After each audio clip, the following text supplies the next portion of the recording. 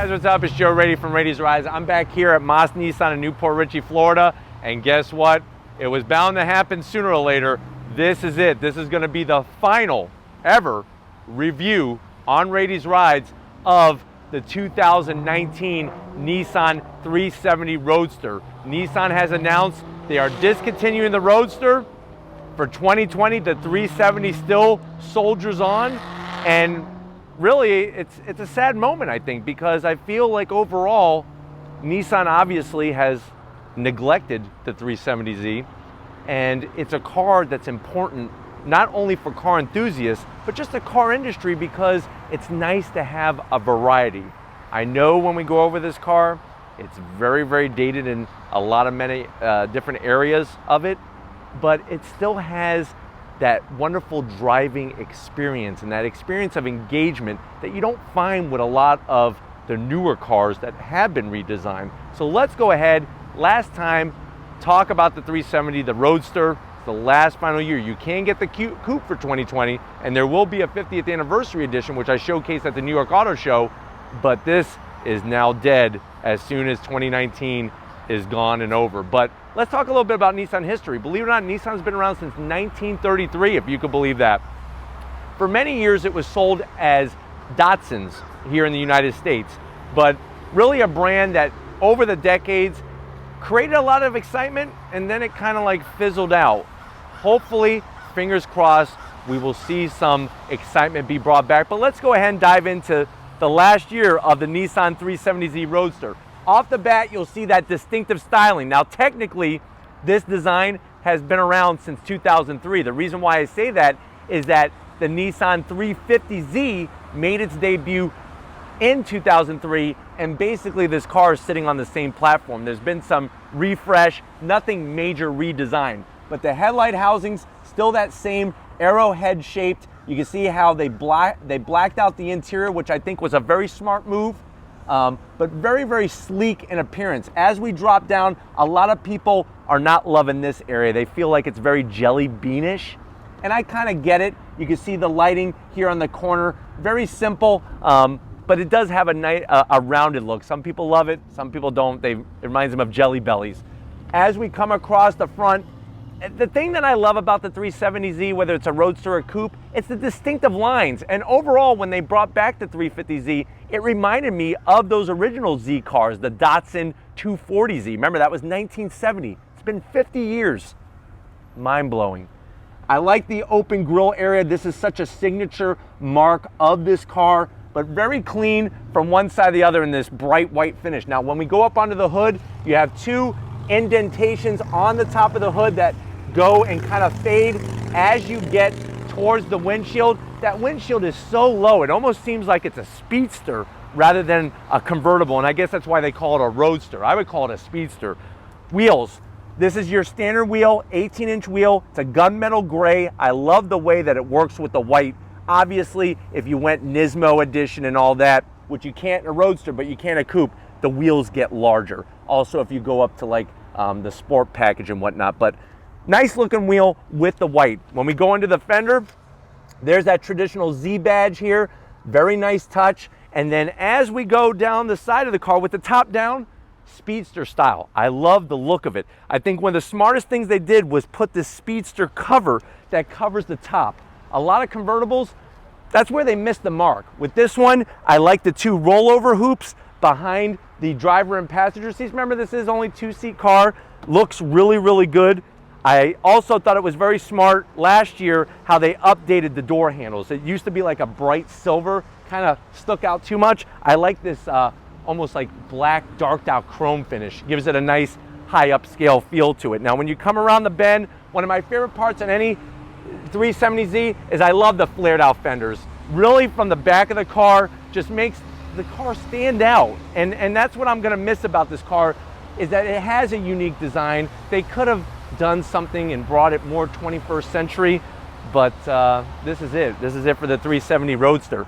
You got your dual exhaust, glossed out black, rear diffuser, 370Z badging, clean. Let's go ahead and pop the hood and see what we're working with power-wise on the final year of the 370Z Roadster. All right, guys, there it is underneath the hood. Now remember, this is a 370Z. How many liters is it? No, not 370 liters.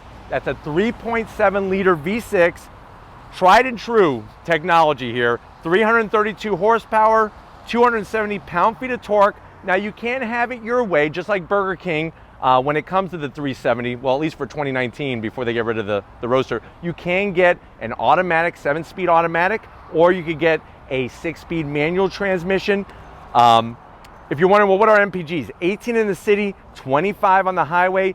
This car, convertible version, weighs 3,595 pounds, 0 to 60 in about 5 seconds, quarter mile in 13.6. So at the end of the day, are you gonna beat a Corvette Z06? No, but it's still putting out some great performance, some great power. Being naturally aspirated, that's another thing that seems to be going bye-bye. There's not a lot of naturally aspirated engines anymore. And when it comes to an engine compartment, I do think it's very attractive. I like the engine cover. I love the massive strut tower brace that's gonna stiffen up the front of this car. But why don't we go ahead, fire up this 370Z Roadster and see what it sounds like.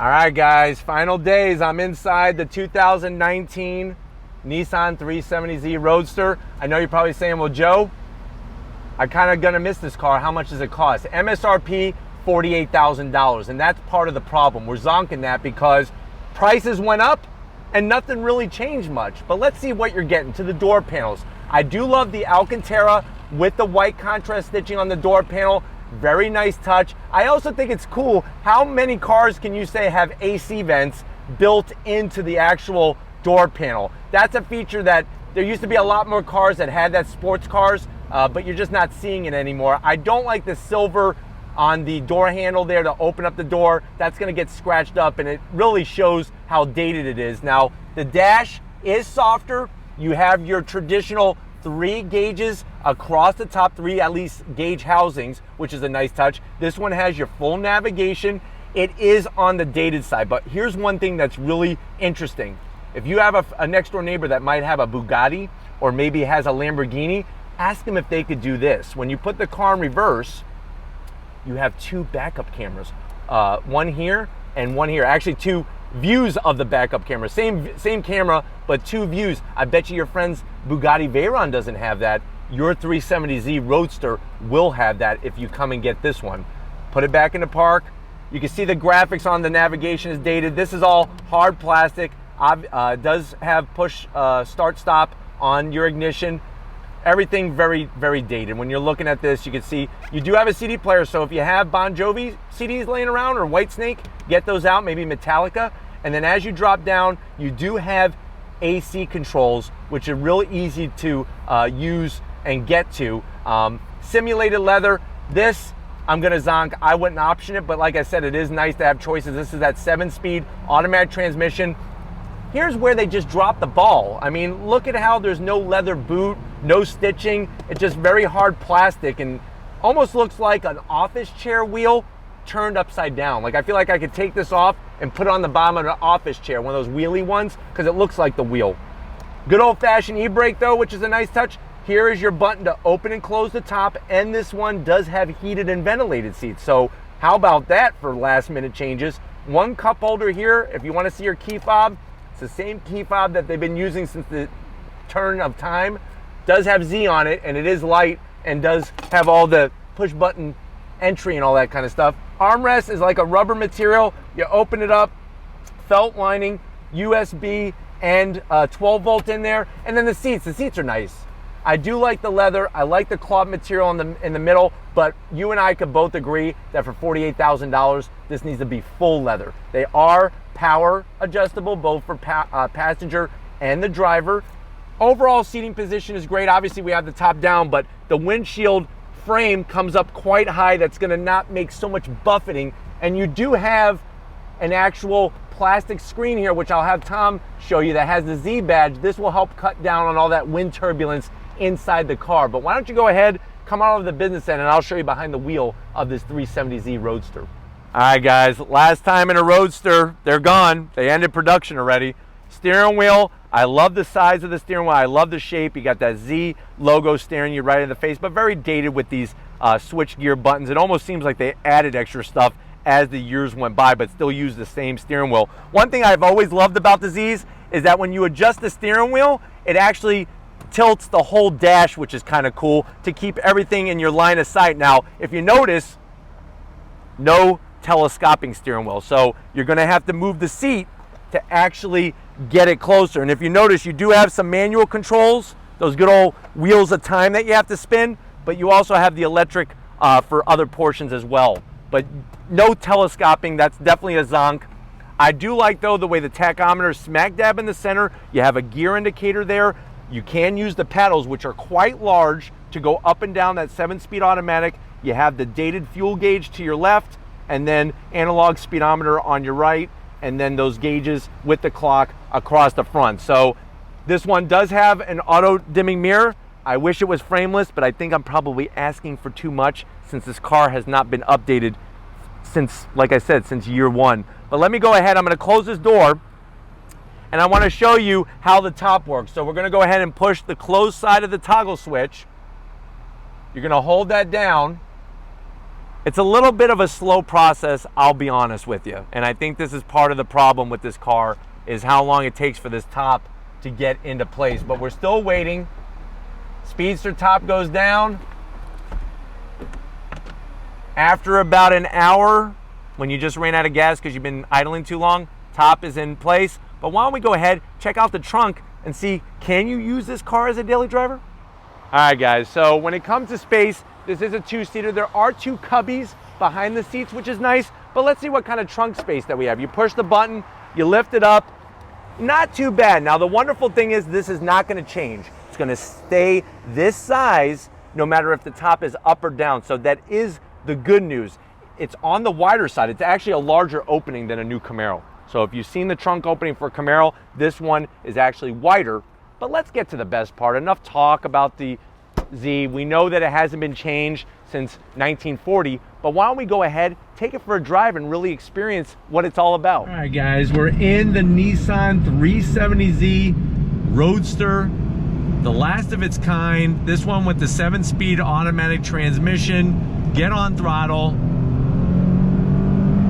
Great sound coming from the engine and the exhaust. Really, really smooth shifting for sure. And you can see I'll put it in manual mode. Downshift with those nice large paddles. Tells you your gear that you're in, which is great to clearly see. The one thing I do not like about Z's is I don't like the bottom of the seat. The bottom of the seat is just too wide and flat, but the back portion is nice and supportive. You do get a decent sized dead pedal to support yourself, and when you're using the paddles, you'll see, watch, I'll drop down very quick.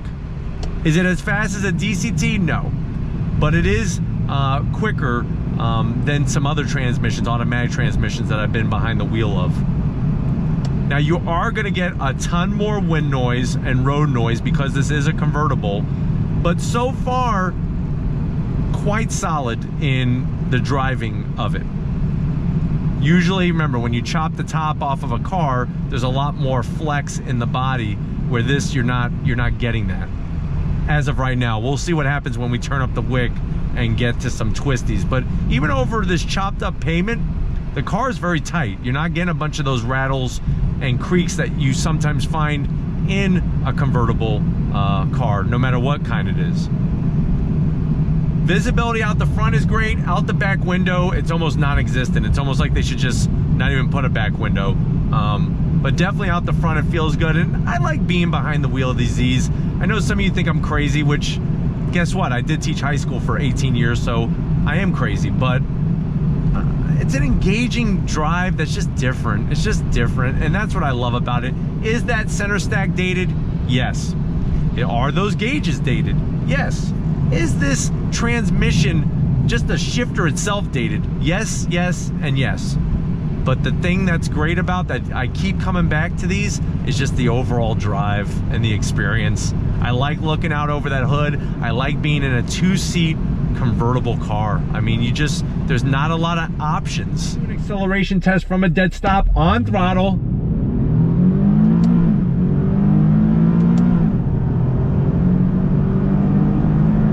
On the brakes, downshift. Great feedback coming from the front end.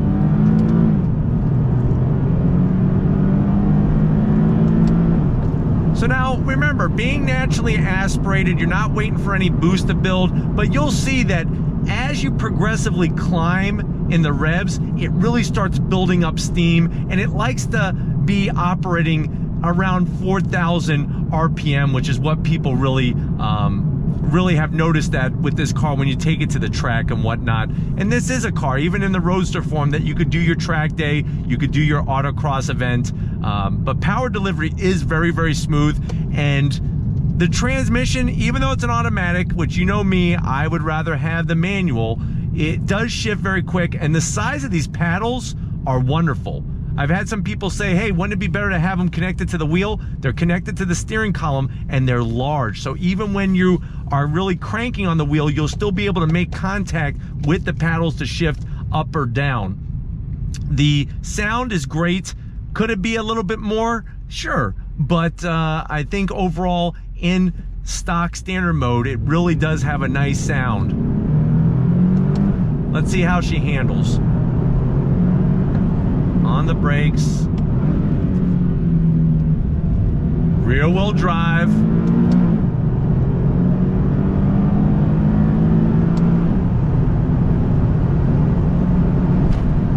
now you can hear that wind noise really increasing as we increase the speed of it, but that's one of those things, it's a convertible. Don't want that, get a coupe. Great feedback though, and the car is very balanced.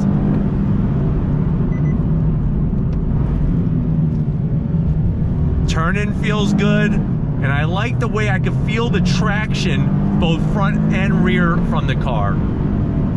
This does not have the upgraded Brembo system or anything like that, but still very, very capable.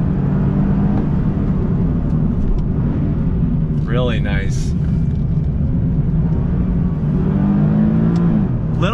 Just a little bit of slip from the rear as we exited that turn, just to give you the perfect line that when you come out of a corner, you're already lined up and ready to rocket out of it. Really just think that Nissan had this awesome thing going, and then they let it slide. They neglected it too long, but still such a fun car to drive, and that really is what keeps me coming back to these Nissans, these 370Zs, is that they're just so much fun to drive. All right, guys, I wanted to do one last run through the Twisty Bits to really just honor this car, the final year of the 370 Roadster, and also to say thank you for all your support and whatnot, and to just give you a nice little fun blast. So here we are, first gear on throttle.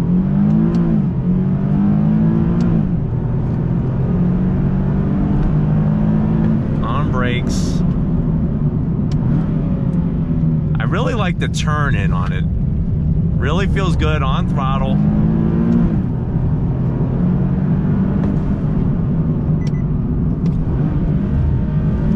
Right there, the shifts kind of got hung up. It didn't want to let me downshift, and then when it did, I wasn't ready for it. So don't like that with the automatic. That's why I would go manual, but this thing is very, very balanced. Brakes feel great.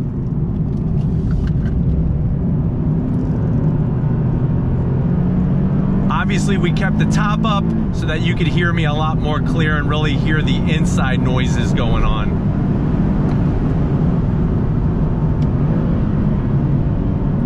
Very, very smooth.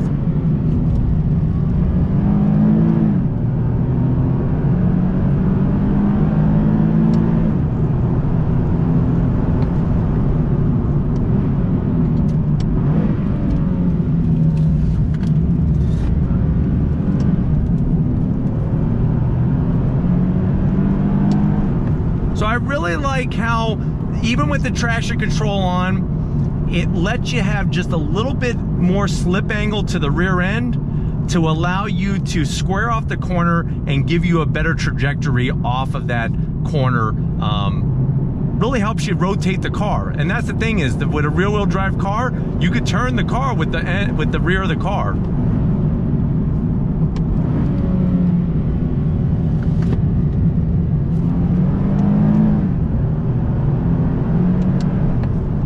But overall, a very engaging experience, a fun driving car, and a car that, you know, as time goes by, how are things gonna change? Are they gonna bring out a 400Z? If they do bring out a 400Z, will there be a Roadster of that car? Because remember, not every generation of the Nissan Z car had a convertible, had a Roadster to it. So these are things that'll be interesting to see how it turns out. Hopefully you enjoyed the drive. I enjoy driving these, and you know, if I find more 370s to bring to the table, which we will, I'll be doing some more reviews and some more driving of those. So we're gonna wrap this up, get back to Moss Nissan, and I'll see you in a split second. All right, guys, it's been another magical time here at Moss Nissan. When you look at the 2019 Nissan 370Z Roadster, it is sad that it's leaving. There's no arguing that the car was neglected and really needs a major update. But the one thing that you cannot debate, especially if you have a working heart and a working brain that digs cars, is that driving this car is fun. It's engaging, and it's just become something different because it hasn't been changed. It will be interesting to see what Nissan's gonna do if they'll ever bring out the 400Z. But for 2020, remember, if you want your brand new Z car, it's only gonna be available in the coupe form. Definitely gotta thank David Moss and the rest of the crew here at Moss Nissan, including Anthony. Great for them to get the cars together for us, for you guys on Rady's Rides. If you want to keep seeing these types of reviews here at Moss Nissan, leave a comment in the comment section. If you're new to the channel and you're on your way out, hit that subscribe button. I promise you it's worthwhile coming back for more. If you are a subscriber, thank you for being part of the Rady's Rides family. If you want to help us keep making great content just for you on the channel, click the link in the description. Takes you right to Spreadshirt. Get yourself some Rady's Rides merch. Gotta give it to Big Guns McGee, Tom Moschner. You know, he actually shed a tear on that drive because he knows the Nissan 370Z Roadster is leaving. Tom, I'll get you some more tissues. And just like always, I'll see you guys on the next ride.